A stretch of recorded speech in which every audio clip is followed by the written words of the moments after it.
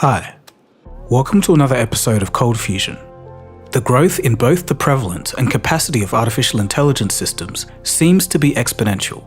With the release of ChatGPT, suddenly, everything from education to copy editors was disrupted. Then came Microsoft's announcement. The technology would be integrated into their search engine. For those following along, these events sparked a battle in the tech industry so entertaining that the only thing that one could do was sit back and enjoy with some popcorn. Google and Microsoft would go head-to-head in what's being dubbed the artificial intelligence wars. In the latest developments, OpenAI reveals their next generation of their language model, GPT-4. It's smarter than ever before, can recognize images, and has left users dumbfounded.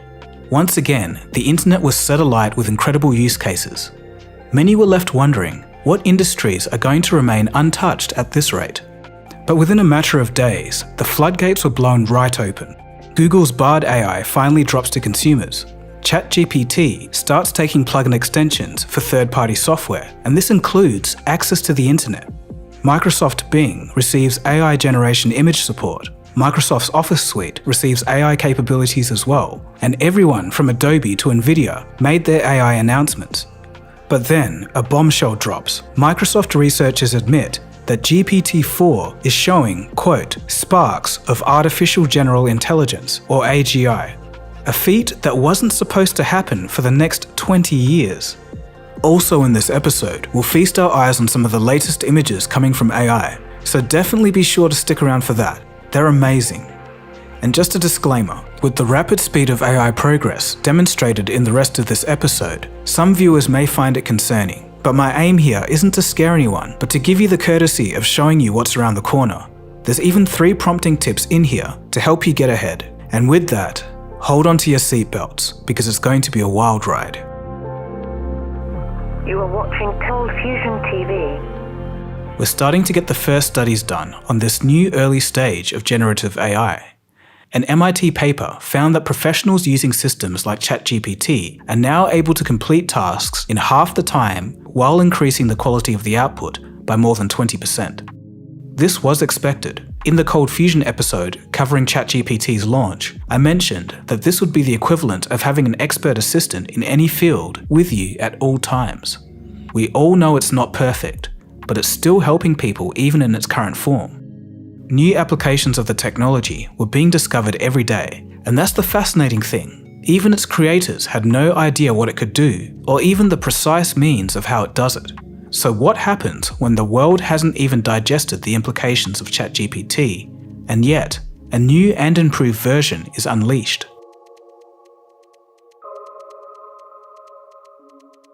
Just recently, OpenAI once again expanded the capabilities of its now famous text generation AI. In the latest version, GPT 4.0, not only has the size of both its input and output been expanded from 3,000 words to 25,000 words, but the model has now become multimodal. In other words, it not only understands text, but images now too. It's very interesting and particularly intriguing, because above just understanding the image, it can also interpret and explain what's depicted within the image. For example, GPT-4 can now look at the groceries in your fridge and even generate a list of dishes that can be made with them. It can understand and solve an image-based problem, and it can identify humor in multiple photos, even explaining why it's funny. And another mind-blowing example is creating a website from scratch while only being shown a shoddy drawing on a piece of paper. It's also smarter in logic. Here's an example of GPT-3 versus GPT-4 on the same logic problem. User: in a room, there are 100 murderers. You kill one of them. How many murderers are left? ChatGPT: if there were originally 100 murderers in the room, and you kill one of them, there would still be 99 murderers left in the room. Now the same problem with GPT-4. User: there are 500 murderers in a room. You enter and kill one of them. How many are there now? GPT-4: this seems to be a riddle.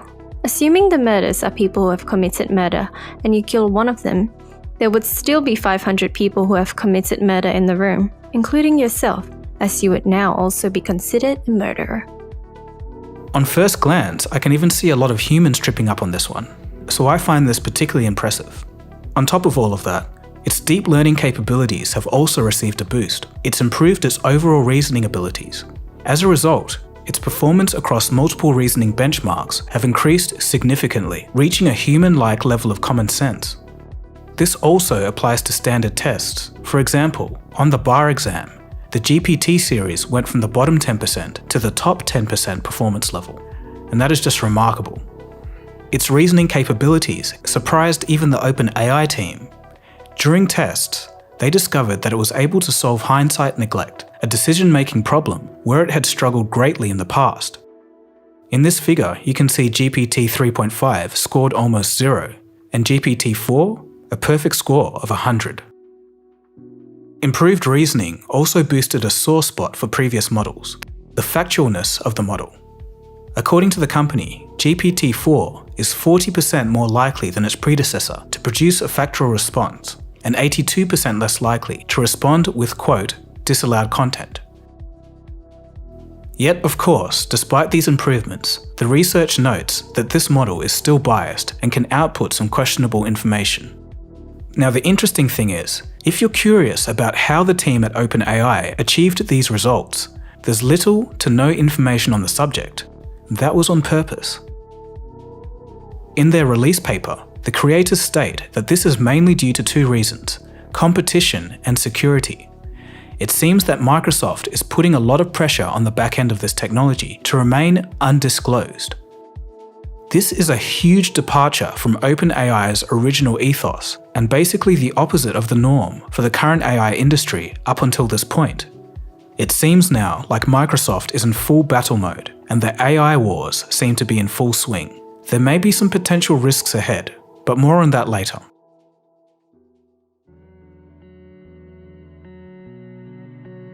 About 1 week after GPT-4's public release, a team of Microsoft scientists published and released a paper highlighting that the AI system is showing, quote, sparks of human-level intelligence, or AGI. Here are some quotes from the paper. Quote, we demonstrate that, beyond its mastery of language, GPT-4 can solve novel and difficult tasks that span mathematics, coding, vision, medicine, law, psychology, and more, without needing any special prompting. Moreover, in all of these tasks, GPT-4's performance is strikingly close to human-level performance, and often vastly surpasses prior models such as ChatGPT. We believe that GPT-4's intelligence signals a true paradigm shift in the field of computer science and beyond. Given the breadth and depth of GPT-4's capabilities, we believe that it could easily be viewed as an early, yet still incomplete, version of an artificial general intelligence system. So, it's not full AGI just yet, but it looks like we'll be here soon enough if progress continues at the same rate. So in all of this, you might be confused. You might be thinking, I've used ChatGPT or GPT-4, but it doesn't seem that great. Well, it turns out that many people are using it wrong. Of course, there's plenty of prompt engineers out there to give you tips, but here are some of the best ones that I've heard. The trick is to make it do and not think. A good template to follow is as such. Give a specific objective for the output. A vague input will give you a vague answer. Give a specific format for the answer. And lastly, give a specific list of things that it should avoid. And it all makes sense. You can't give a worker vague instructions and expect an amazing result versus being specific in what you want. And here it's the same thing. Here are some examples of some people who have figured it out and got GPT-4 to do some amazing things.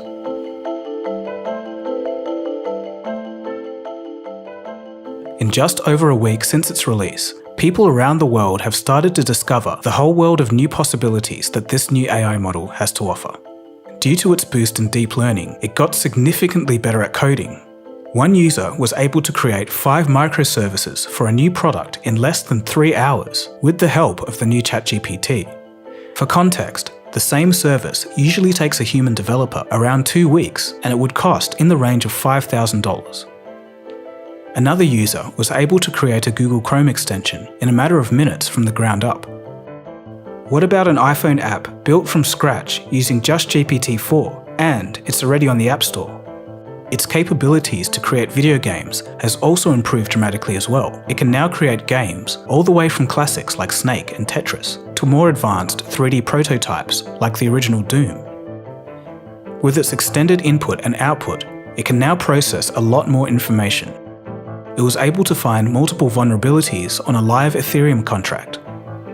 The extended output also facilitates creating deeper content. For example, the CEO of LinkedIn was able to come up with the first AI-created book. Staying on the creative side, by combining GPT-4 with other AI tools such as Midjourney, Runway Gen 1, and Boomi AI, one user was even able to make a movie. And here's another example of a short clip completely made by AI.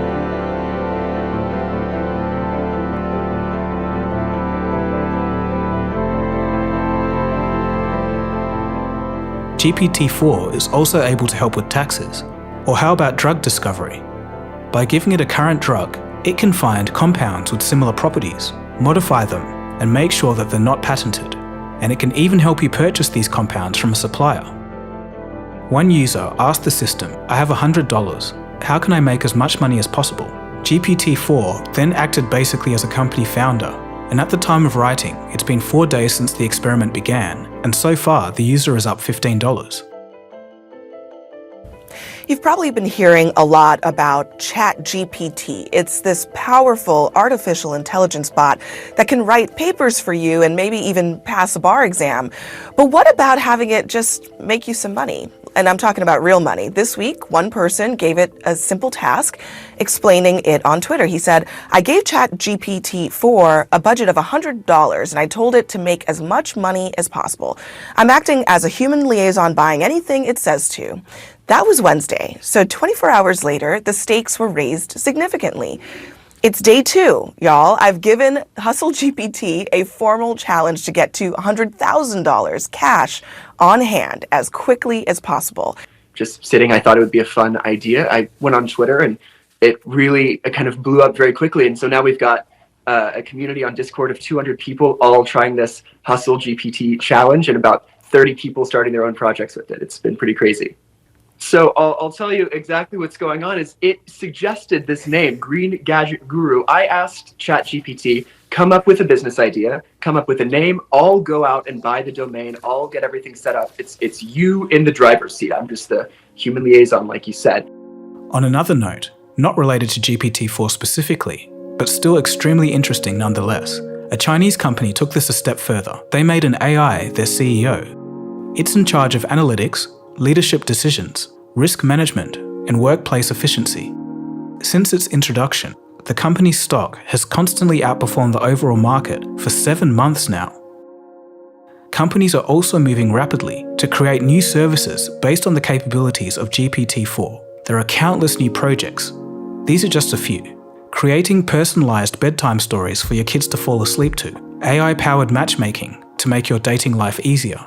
And in the case that you want to file a quick lawsuit, there's also a solution for that. Some of these services are complete game changers for people. One of these is a visual assistant. It's an app that helps the visually impaired get some of their day-to-day functions back.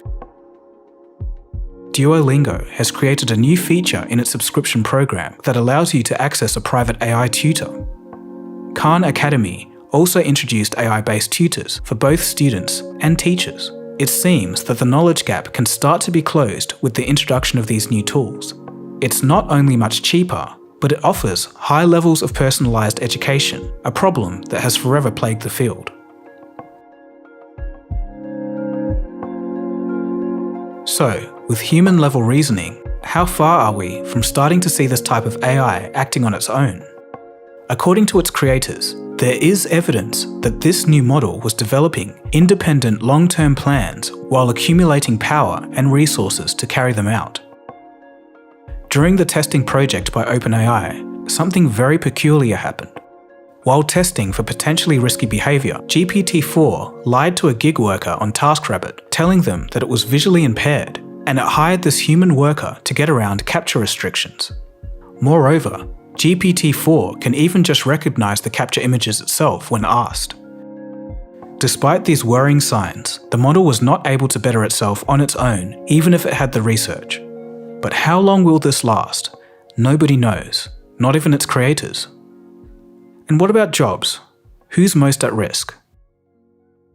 Well, in an OpenAI study, here are the most at-risk jobs.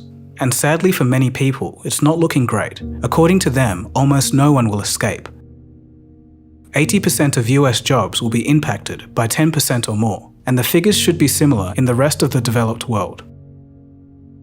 The worst affected are those in high finance, insurance, data processing, publishing, scientists, and most interestingly, monetary authorities like central banks.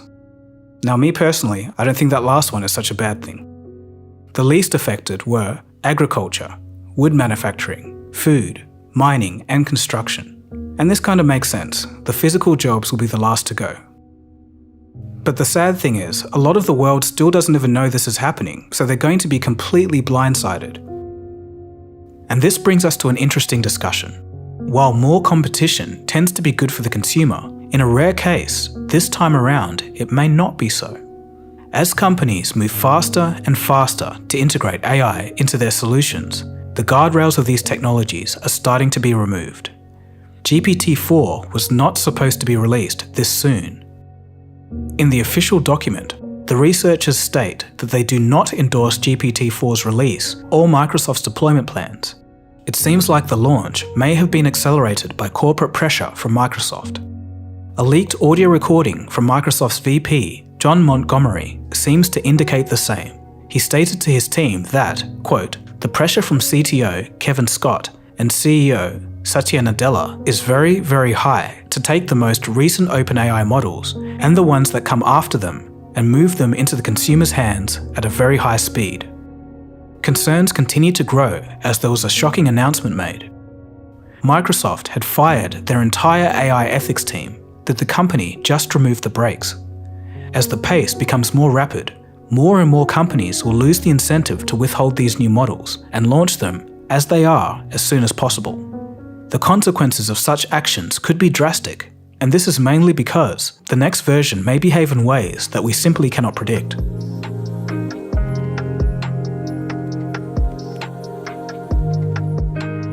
At the same time, other big tech companies announced their own intentions for creating large language models. Among these companies are Apple, Amazon, and Baidu. And while these models are likely to compete for size and quality, a major breakthrough in costs came from Stanford. Its own language model, Alpaca, was trained using other existing language models. As a result, while not competitive with the latest GPT-4, the cost reduction was insane. To train a model like GPT costs somewhere in the ballpark of $4 million, and Alpaca? It only cost $600 to train. To put this in perspective, this type of cost reduction was projected to only happen in the year 2030. What was supposed to take 8 years of work only took 5 weeks. Please just stop and think about that for a second. This opens up the gates for more entities to create their own models, for better or for worse. And to add to that, while the majority of the cost comes from running the actual model, due to Alpaca's small size, it can also run on a local computer, reducing its operational cost. This type of accessibility can be an absolute game changer for many companies. It's pretty much locked in that in a few years' time, we'll all be able to run localized AI chatbots on our smartphones. Next, we'll move on to the latest in the corporate AI war. But before we get to that, let's take a look at something else going on in the world of AI. The AI image generator, Midjourney, has just ticked into its 5th iteration. Some of the images that have come out of it are so lifelike that it's insane. Let's take a look at some of them.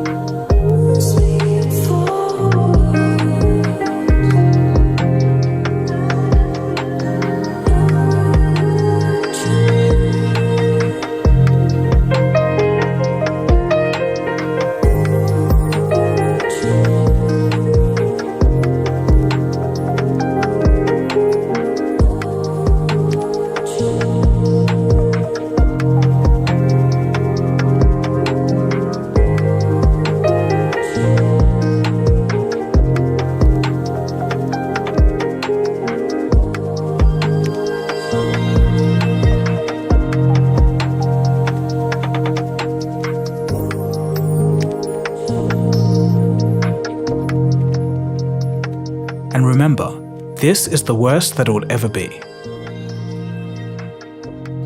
So now, all of this brings us to the latest developments in the AI war. A lot has happened in a short period of time, and the speed of updates only seems to increase.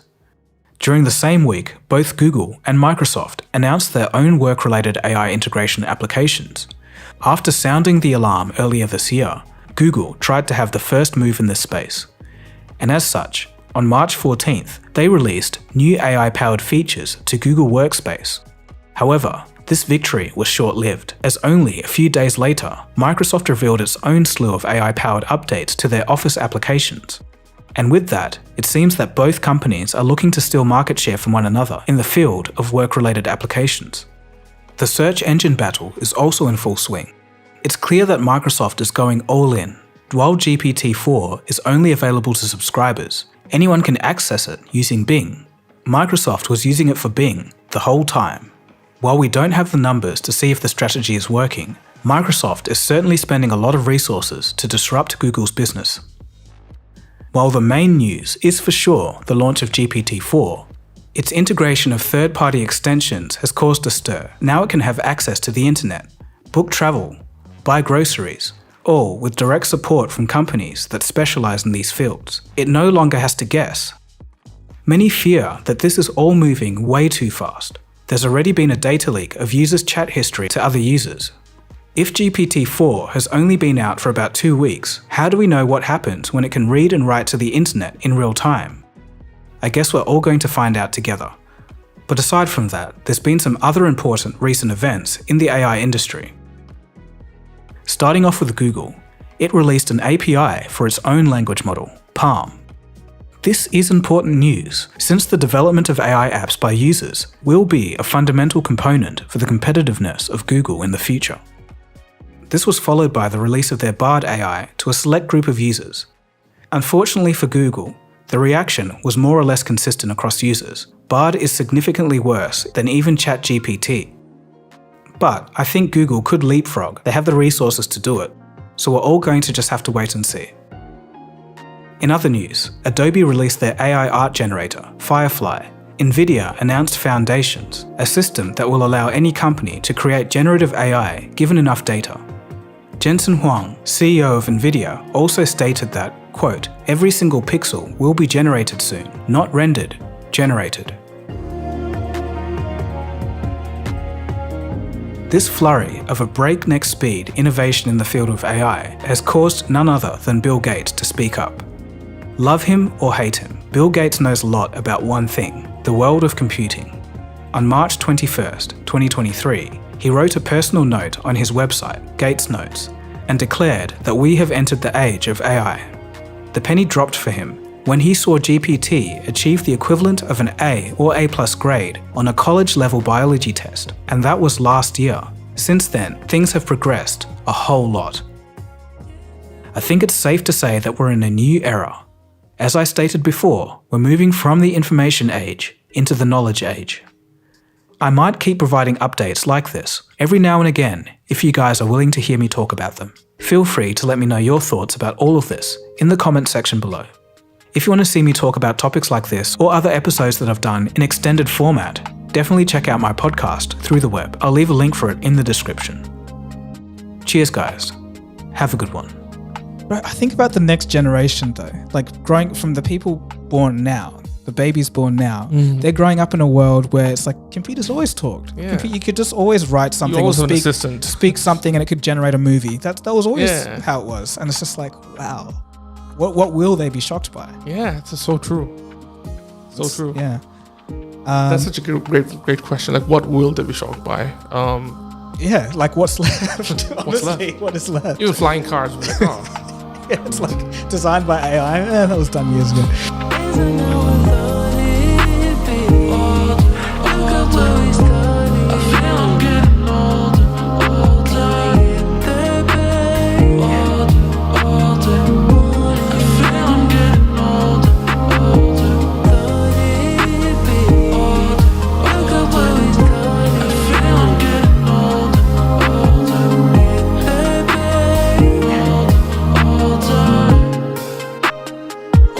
Cold Fusion.